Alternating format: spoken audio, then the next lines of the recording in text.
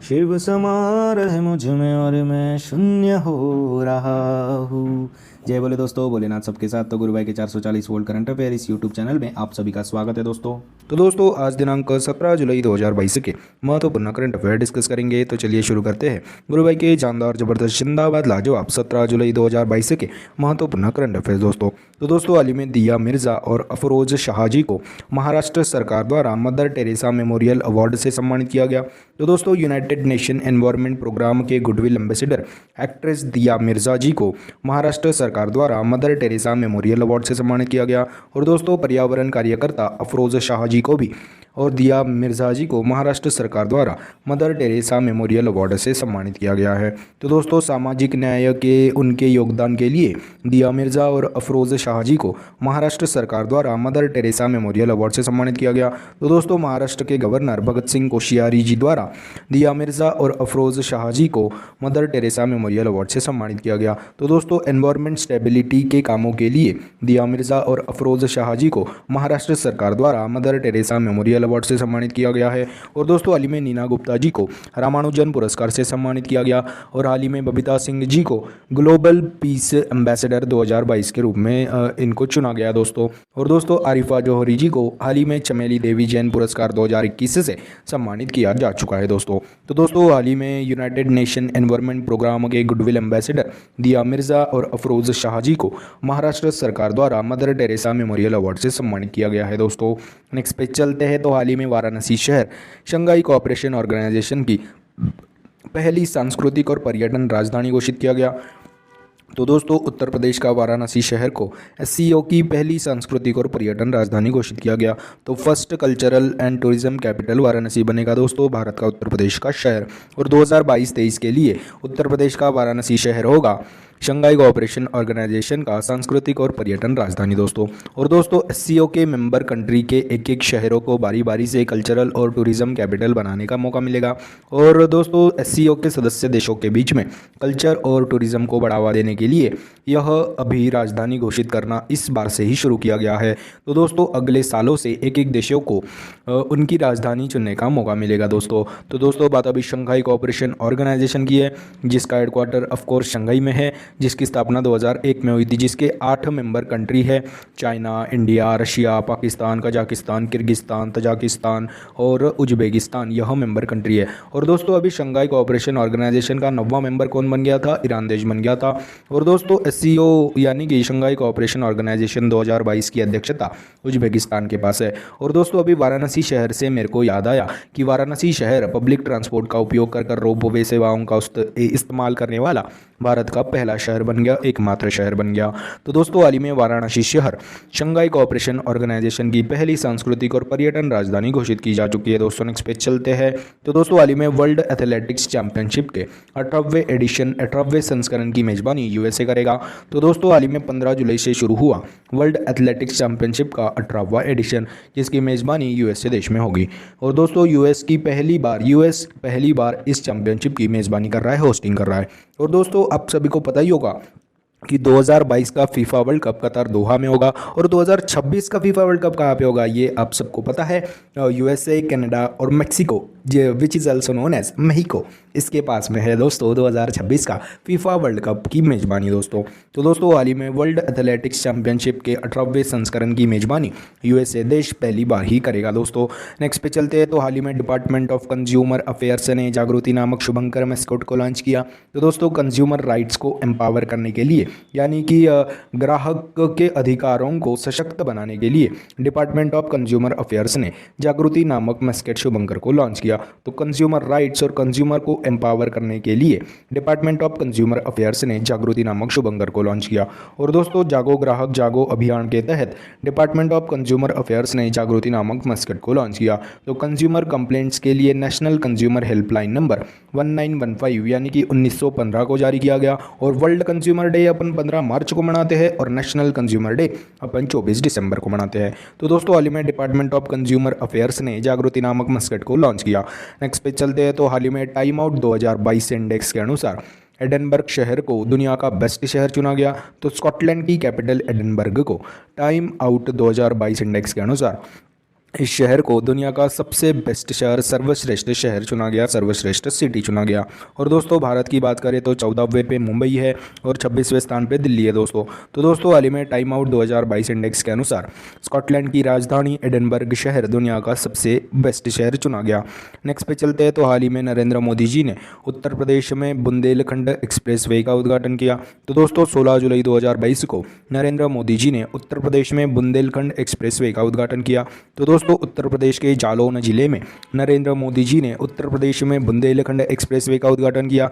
तो 296 किलोमीटर लंबे बुंदेलखंड एक्सप्रेसवे का उद्घाटन नरेंद्र मोदी जी ने किया। यह 4 लेन एक्सप्रेसवे है जिसको 14,850 करोड़ रुपए की लागत से बनाया गया। तो चित्रकूट जिले से इटावा जिला जोड़ेगा यह एक्सप्रेसवे। और दोस्तों उत्तर प्रदेश 13 एक्सप्रेसवे बनाने वाला भारत का पहला राज्य बन गया। तो दोस्तों हाल ही में नरेंद्र मोदी जी ने उत्तर प्रदेश में बुंदेलखंड एक्सप्रेसवे का उद्घाटन किया। नेक्स्ट पेज चलते हैं तो हाल ही में उत्तराखंड राज्य सरकार ने पुलिस ऐप और EFIR सेवा को शुरू किया गया।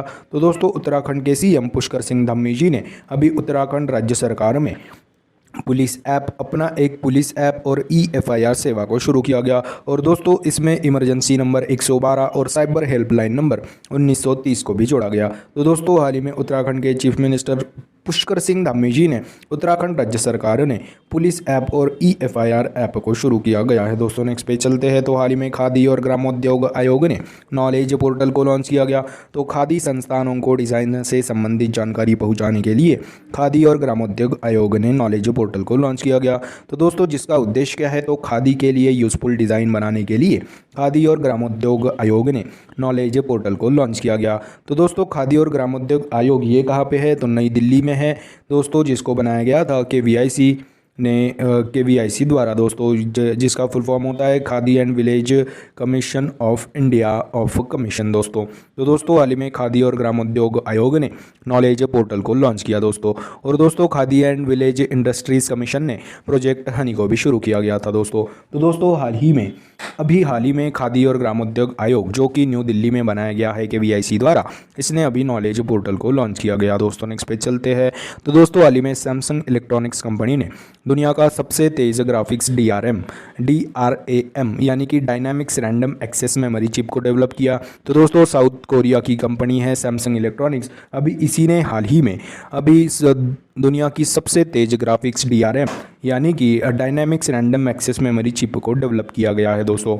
तो दोस्तों हाल ही में सैमसंग इलेक्ट्रॉनिक्स कंपनी ने दुनिया का पहला सबसे तेज़ graphics DRAM dynamics random access memory को लॉन्च किया गया है दोस्तों। और दोस्तों 1.1 TB रेट से ग्राफिक इमेज को प्रोसेस कर सकती है दोस्तों यह। और दोस्तों हाल ही में सैमसंग इलेक्ट्रॉनिक्स कंपनी ने दुनिया की सबसे तेज़ graphics DRAM dynamics random access memory chip को लॉन्च किया गया है। तो दोस्तों 1.1 टेराबाइट रेट से ग्राफिक इमेज को प्रोसेस कर सकती है, यानी कि एक सेकंड में 275 HD फिल्मों को प्रोसेस करने के बराबर है।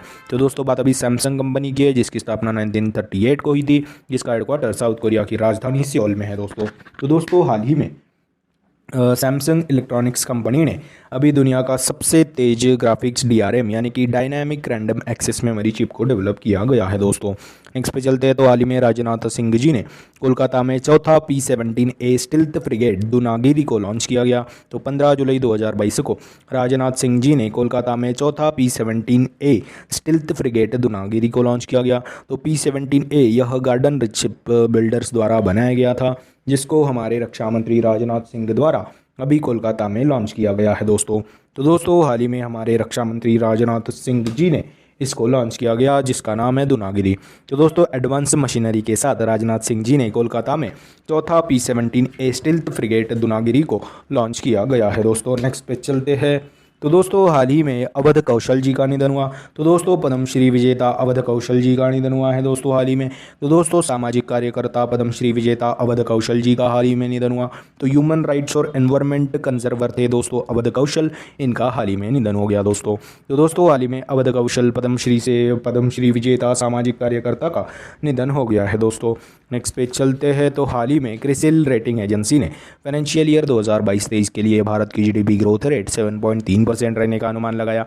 तो दोस्तों घरेलू रेटिंग एजेंसी है दोस्तों क्रिसिल, जिसने अभी भारत की जीडीपी ग्रोथ रेट का अनुमान लगाया गया 7.3% अनुमान लगाया गया है दोस्तों।